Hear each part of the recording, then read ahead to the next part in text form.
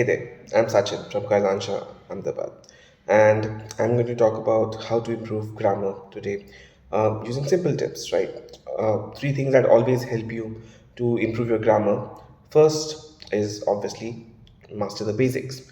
You need to nail down all the fundamentals from the tenses to the punctuations to the subject verb agreement. Understand the guidelines that are being given to you for effective communication.